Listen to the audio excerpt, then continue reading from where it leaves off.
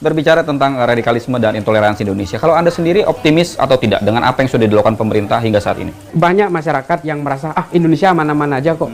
Apa sih radikalnya di mana sih? Oke, memang kita saat ini orang-orang yang melihat hanya pada tataran permukaan, memang sepertinya aman. Tapi ketika semakin menyelami dunia radikal itu, dan mengapa juga Detasmen Khusus 88 sering melakukan penangkapan, ini kan sebenarnya seolah-olah orang, itu cuma ingin pengalian isu. Mereka tidak tahu bahwa mereka ini bergerak di bawah permukaan. Semakin mengkhawatirkan. Kalau kita itu tidak bergerak dari sekarang, tentu saja ini akan menjadi konflik yang terpendam untuk di masa depan. Artinya kalau kita tidak bergerak hari ini, maka ini akan menjadi suatu gelembung besar, konflik yang besar di masa depan. Nah, inilah kemudian yang dilakukan oleh pemerintah pada saat ini. Menurut saya, ini belum maksimal, sangat belum maksimal. Satu, pemerintah kita juga seharusnya memberikan penguatan-penguatan kepada kelompok minoritas, bukannya dengan disparitas perlakuan kepada mereka. Ini sekarang ada SKB 2 Menteri misalnya, yang membuat kelompok minoritas itu kesulitan mendirikan rumah ibadah dan sebagainya. Ini kan sebenarnya juga kita harus bisa memberikan akomodasi yang setara, seperti yang dilakukan oleh Kanjeng Nabi di Madinah, punya hak dan kewajiban yang sama terhadap kelompok minoritas. Ini kan sebenarnya sudah ada contoh dari Kanjeng Nabi. Aturan-aturan seperti SKB 2 Menteri untuk pendirian rumah ibadah dan sebagainya ini sebenarnya harus dihapuskan. Apa tujuannya? Ya supaya kelompok minoritas ini juga menjadi penguatan-penguatan ideologi. Ini kan kita ini semakin kehilangan,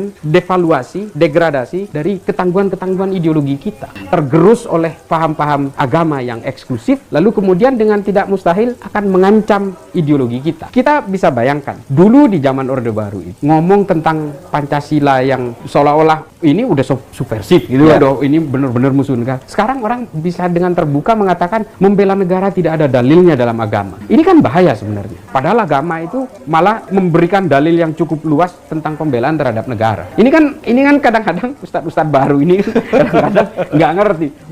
Dalil kok harus ada secara tekstual gitu. Ya enggak lah, dulu perang zaman Kanjeng Nabi di Madinah ini kan dilakukan oleh orang-orang yang non-muslim juga. Artinya ini membela negara. Ini bukan perang agama. Makanya orang Yahudi juga terlibat dalam perang Uhud misalnya. Ini kan cukup dalilnya. Nah, ini cuma ustadz-ustadz sekarang ini yang khilafah dan sebagainya, ini kan mereka sebenarnya, ya menurut saya mereka korban juga. Korban salah pengajian. Apa yang dilakukan oleh salah satu lembaga kepolisian kita ya, misalnya Densus 88, itu di Direktorat Pencegahan itu memang sedang melakukan upaya kampung tangguh misalnya. Kampung tangguh. Kampung tangguh ideologi itu adalah memang resistensi terhadap kelompok-kelompok radikal ini harus bersumber dari masyarakat. Itu yang pertama. Yang kedua kemudian adalah melakukan profiling dan juga deteksi jaringan kemana mereka akan bergerak. Oleh karena itu penindakan dari Densus 88 tidak pernah berhenti untuk melakukan pencegahan-pencegahan ini dengan penangkapan terhadap jaringan-jaringan itu. Yang paling utama adalah gerakan intelektual. Gerakan intelektual tentang radikalisme. Masyarakat kita sekarang ini mengalami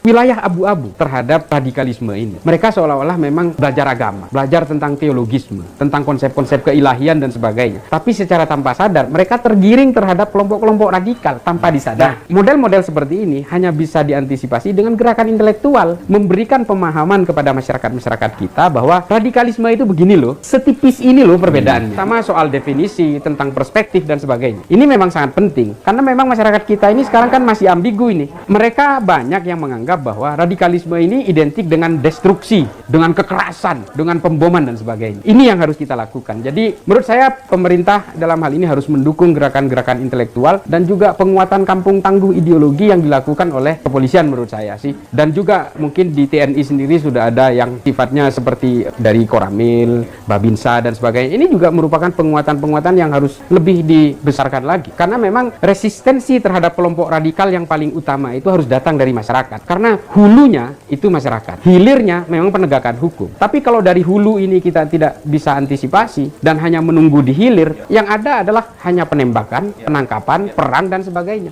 Tapi hulu harus kita jemput untuk dinetralisir supaya ini tidak memproduksi terus. Hulunya ini di mana? Ya di masyarakat. Resistensi terhadap kelompok-kelompok radikal ini harus datang dari masyarakat. Caranya apa? Lewat kampung tangguh, penguatan intelektual, melakukan gerakan social deployment, penguatan ekonomi dan sebagainya. Terima kasih.